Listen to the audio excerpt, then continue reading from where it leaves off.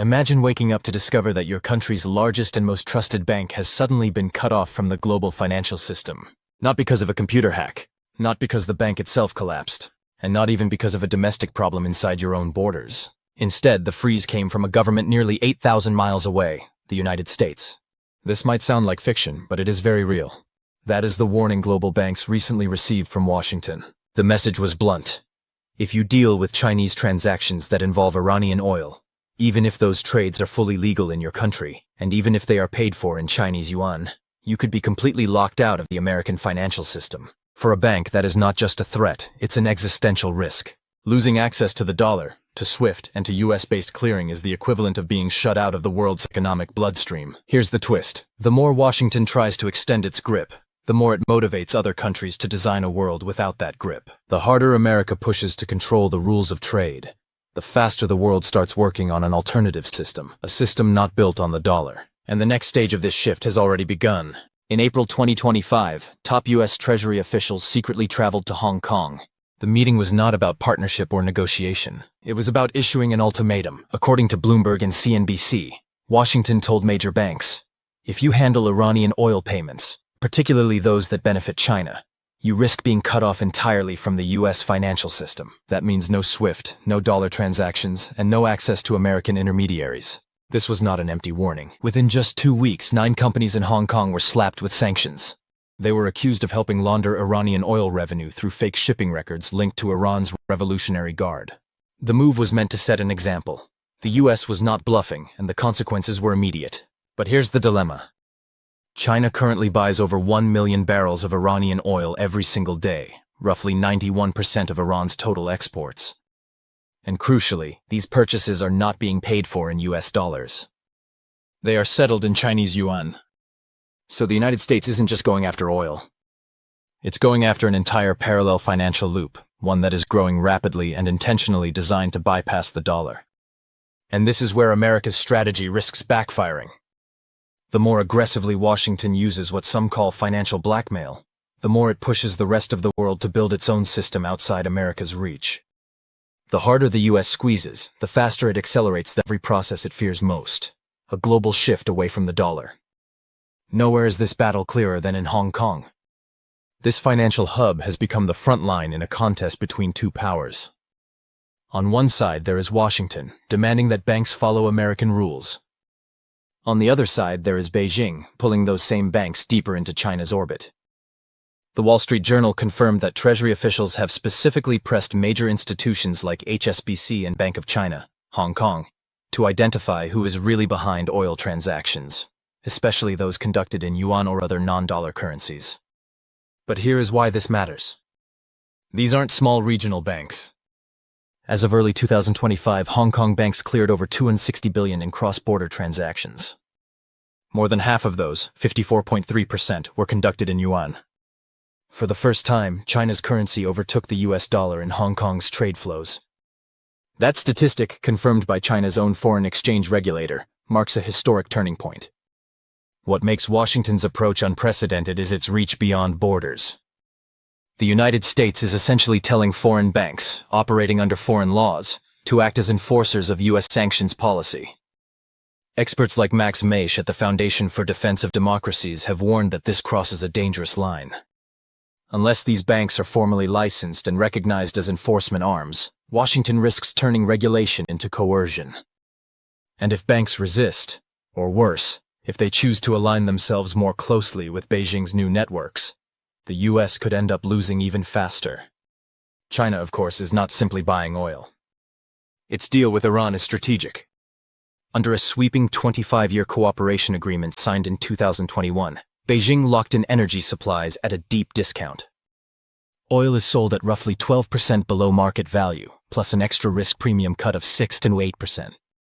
Payments are locked in long-term and denominated fully in yuan. This isn't just an energy contract. It is a direct calculated challenge to the dominance of the US dollar in global trade. Every time Washington issues new sanctions to block this arrangement, Beijing responds by strengthening its commitment. The result is measurable. In March 2025, yuan-based cross-border transactions surged to $725 billion, a 22% increase from the year before. Bloomberg reports that the yuan's share of global payments climbed to 4.13%, the highest level on record. What started as a workaround to sanctions is quickly becoming a genuine prototype for a post-dollar trading system. At the same time, America itself is showing signs of weakness at home.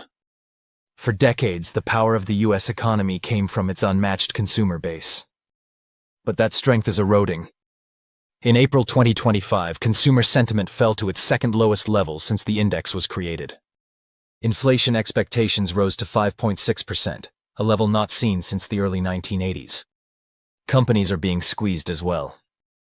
Retail and wholesale profit margins contracted by 1.6% in a single month, the steepest decline in more than a decade. Import costs are rising, with steel up 25% year over year. And since 2023, retail profits have fallen in 15 out of 17 months. This is not an economy full of momentum. It is an economy running out of room to maneuver.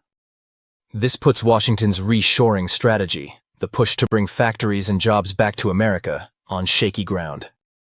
If the foundation of that plan is a strong consumer market, what happens when that market weakens under the pressure of inflation, tariffs, and falling profits? And then comes the political layer. President Trump has promised to make his 2017 tax cuts permanent through what he calls a big, beautiful bill. But hidden in the bill is a powerful new tool. It would give the White House the authority to punish any country accused of treating U.S. businesses unfairly. What counts as unfair is left undefined. The president alone decides. The penalties are heavy. A 5% hike in taxes on income that foreign companies earn in the U.S. A withholding tax increase from 10% to 12.5% on payments leaving the U.S. The Congressional Budget Office has confirmed these figures. And according to the Tax Foundation, the impact could be massive, reducing foreign direct investment into the U.S. by up to $91 billion a year. Here is the paradox. A policy meant to attract investment and strengthen reshoring could actually scare businesses away. Higher taxes, unpredictable rules, and retaliatory trade risks create exactly the type of uncertainty that manufacturers avoid. Instead of building new plants in America, they may decide to put their money elsewhere. So when you put all of these threads together, the story is clear. The United States is trying harder than ever to enforce its dominance through financial pressure. But the more it leans on these tools, the more it drives the rest of the world to find ways around them. China, with Iran as a partner and the yuan as a rising currency, is building a system designed to outlast the dollar. Meanwhile, America's own economic strength is faltering, and its political policies risk scaring away the very investment it needs. The ultimate irony is that in trying to protect the dollar's role at the center of global trade, Washington may be accelerating its decline. The harder it fights, the closer the world moves to a new era, one where the dollar no longer reigns supreme. Besant's statement before Congress carried a bold claim. The new legislation, he argued, would steady the deficit to GDP ratio and restore balance to America's finances.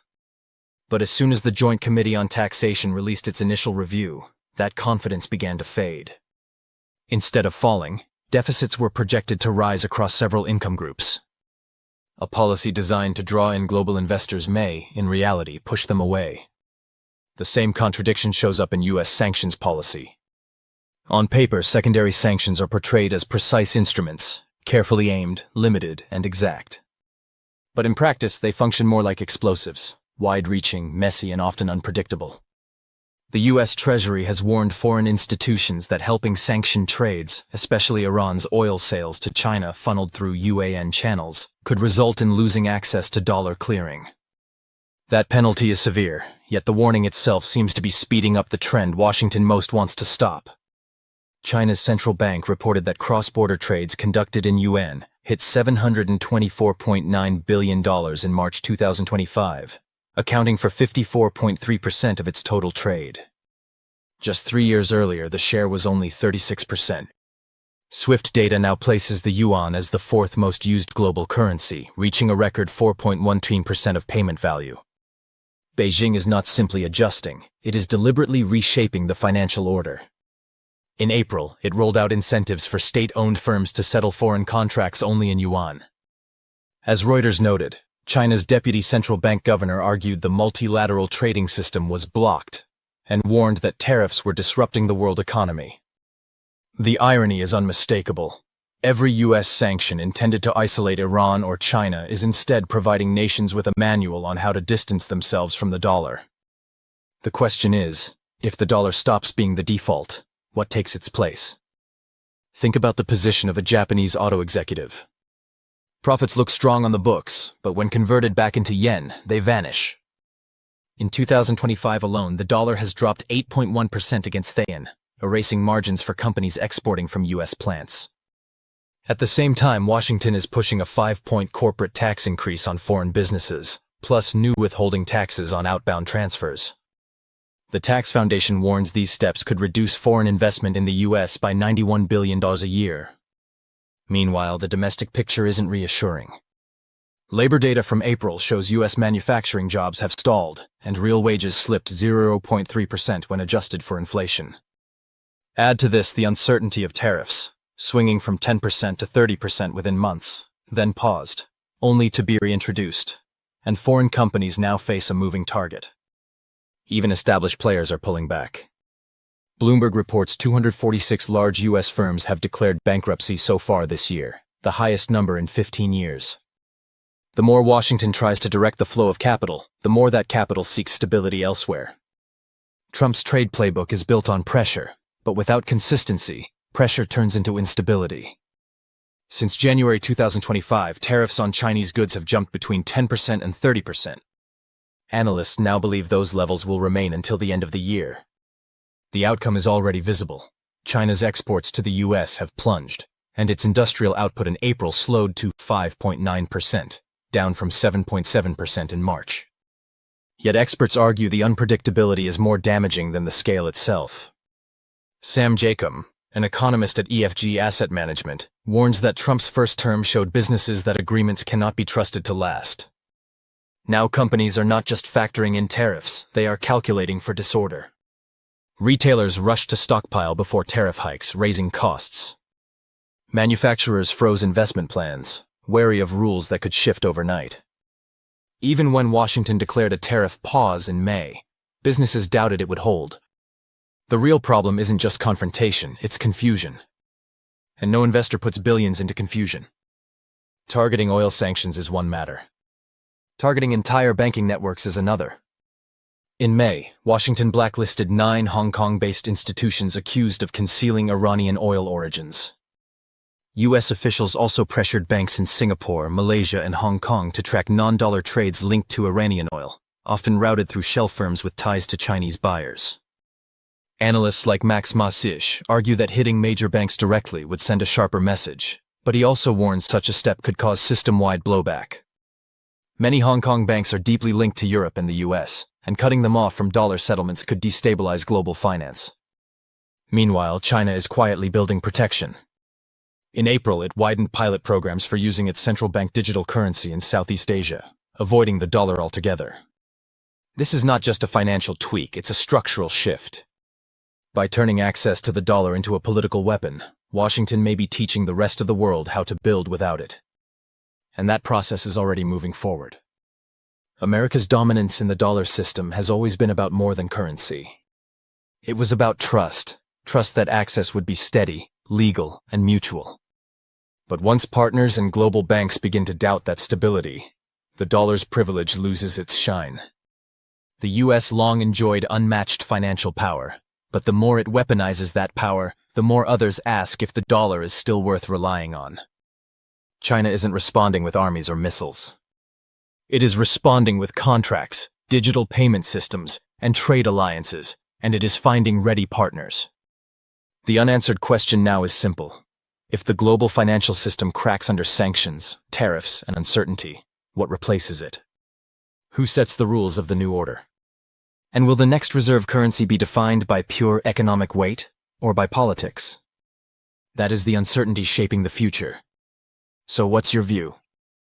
Has U.S. policy gone too far, pushing the world away from the dollar, or is this still the only way for Washington to maintain leverage in a turbulent world? Share your opinion in the comments, hit like and subscribe, and check out our next video to see how this story is unfolding.